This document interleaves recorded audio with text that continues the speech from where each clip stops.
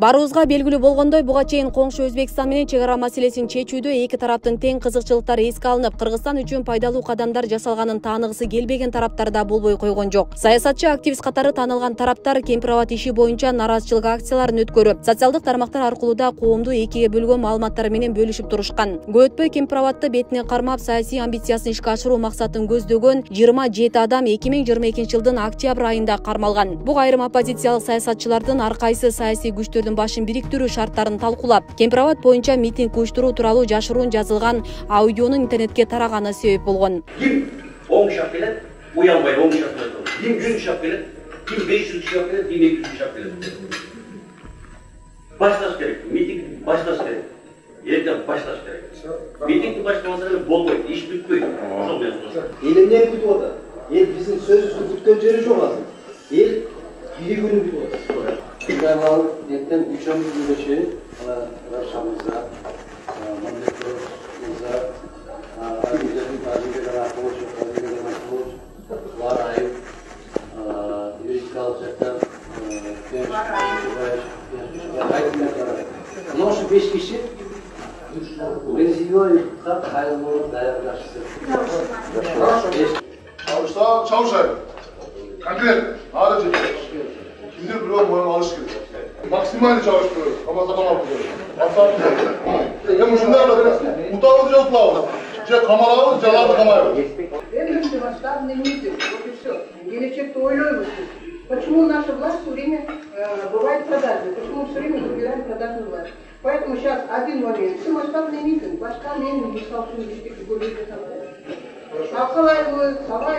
Милиция тергөө иштеринин жүрүшүндө айрым жарандардын жапырт башаламандык уюштуруп, бийликти күч менен басып алууга даярдык көргөнүн ырастаган далилдер алынганын билдирди. Аларга массалык башаламандыктар жана бийликти күч менен басып алуу беренери менен айып коюлган. Атайын тергөө иш-чараларынын жүрүшүндө тергелип жаткан кылмыш ишинин алкагында айрым адамдардын массалык башаламандыктарды уюштурууга жана даярдоого, андан кийин бийликти мыйзамсыз басып алуу боюнча иштерге катыштыгы бар экендиги боюнча далилдер алынган.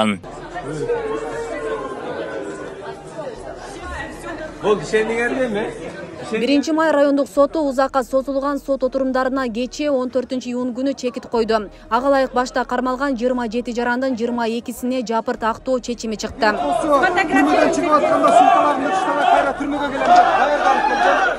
Бирок сот адилеттүү чечим чыгарды. Кандай негиз менен чыгарды? Билбейбиз, бирок биз эч убакта күнөөлүү эмес болчу. Биз үчүн күтүүсүз чечим болду.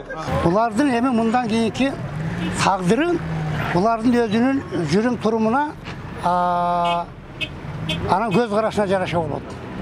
Буларга биринчи коюлганда өтө оор жаза коюлган. Оор жаза коюлуп, керек болсо мамлекетке төңкөрүш жасайбыз, бийлик салабыз деп ачыктан ачык ушундай немелер коюлуп, анан кийин киргизилген болчу. Мына эми бүгүнкү күндө акталып отурат. Анан эми бир эле мен эмес, бардык кыргыз элинде күмөндүү ойлор туулуп калды. Ушундай статья менен, ушундай нерсе менен тергөө сурак жүрүп атса, анан кантип эле 100% сот залынан актап бошотуп чыгарып ийди деп атат. Эми муну азыр акырында билине баштайт.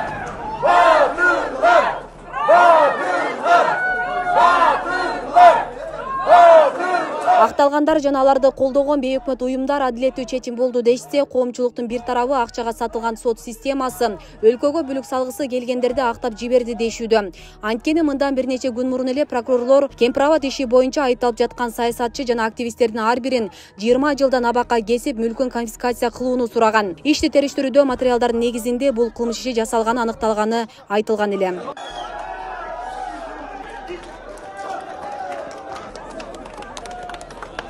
Кыйын болбосун, сот аркылуу мыйзамдуу акыйкат чечим. Мен айткам, эң артта чыгам, баарынан кийин деп сөзгө туруп, эң артта чыгып максат калдырган. Алтын башыңа Канчалык кыйын болду, канчалык өйдөлдүй болгону менен акыры келип акыйкатты жеңди. Мен так айтып коеюн, буларда жана бийликти басып алуу беренеси менен, бийликти басып алуу жөнүндө бир жыйналыш болгон деп, ошол боюнча жанагы элди чогултуп келебиз, анан порттерлерге салып келебиз деген боюнча камалгандыгын бардыгыбыз билебиз да. Анан кийин эле айландырып эле өздөрүнүн күнөөсүн башка жакка буруп эле биз кемпир-абадты коргоп атсак камап койду дегендей эле бир бурмалап атат да. Жана интервью бергендер дагы ошо кемпир-абадчы баатырлар акталып чыкты, анан акыйкат сот болду деп атпайбы? Курманайттын алдында чыгышты, эмичи чыккандан кийин муну бир кандайдыр бир башка жакка бурбастан эми тынч баягы президентибиз сот иштерине аралашпагандыгы көрүнүп эле турат да, сот өздөрү чечсин деп. Эгерде сот ошондой чечкен болсо, ушуну мыйзамдуу деп чечкен болсо, эми ал соттун үстүнөн дагы териштирүүлөр болот да. Эми чындап мыйзамдуу чечтиби же анда эмне үчүн ушунча жылдан бери камап, ушунчадан бери камап отурду дагы аягындан ана мындай эч кандай күнөөсү жок деп чыгарып ийди. Анда тергөөчүлөр, прокурорлор эмне болот дегендейчи. Анан ушул чечим чыныгы акыйкат болдубу, мыйзамдуу болдубу же мыйзамсыз болдубу? Мен ойлойм мунун үстүнөн да эми териштирүүлөр болуш керек да. Президентибиз баягы бардыгына коридор ачып берди да, мындай айтканда мүмкүнчүлүк берип атат, эркиндик берип атат. Мынакей, мен сотко да киришпейм. Ошол кемпир-абадчылардын акталып кетиши дагычы ошол президенттин адилеттүүлүгү болуш керек деп ойлойм да. Эгерде бул чыныгы эле баягы саясат кыла турган болсо, бул жердечи президент жана башка тиешелүү өкмөт өкүлдөрү киригишип, булар чыгарбай коймок да. Менимчечи. Бул акыйкат адилеттүү бийлик экендигин өздөрү далилдеп койду да. Экинчи тарабын караганда бул бир гана адамга эмес, бул жалпы эле биздин мамлекетибиздин аброюна шек алып келип коюшу мүмкүн. Анткени айрым ошол кемпир-абадчылар деген туура эмес маселелерди көтөрүп, туура эмес сөздөрдү айтып келишкен да. Ошторго мындай эскертүү иретинде бир нерселерди мындай эмени жанагындай жоопкерчиликти жүктөп туруп анан чыгарыш керек эле да. Акталып кетти дегени мага да таң калыштырып атат да. Бул бир эле мага эмес, коомчулукка дагы. Түшүнбөй калдым. Бу кандай негизде, эмне негизде акталды булар? Ал эми прокуратура эмне үчүн 20 жыл сурады? Эмне үчүн конституция салыш керек деди? Бу жерде ар кандай адамга күмөндүү ойлор туулат да. Күмөндүү ойлор туулат. Эми көрөбүз эми дагы кандай кылып булар дагы эми акталып чыккандан кийин булар тынч жүрсөгө түзүк. Эгер тынч жүргөн болсо, мамлекетке тынчтык керек бизге. Жанагындай ызы чуунун, элдин өкүлүн башка жака буруунун кереги жок. Ошон үчүн булар эми бийликтин саясатын туура жагын туура деп көрө билиш керек да. Элди тескери жака бурбаш керек. Бейле кетсе, кыргыз-өзбек макулдашуусуна ылайык бүгүнкү күндө кемпир-абад суу сактагычынын суусун Кыргызстан менен Өзбекстандын биргелешкен комиссиясы башкарууда. Өзбекстан суу сактагычтын коопсуздугун камсыздайт, техникалык жактан тейлейт жана кыргыз тарап менен макулдашылган көлөмдө сууну агызат. Суунун деңгээлин горизонталь боюнча 900дөн жогору эмес кармап туруу милдетин алган. Асел Сыдыкова, Замирбек Тойчубаев, Регион телеканалы, Өзгөн.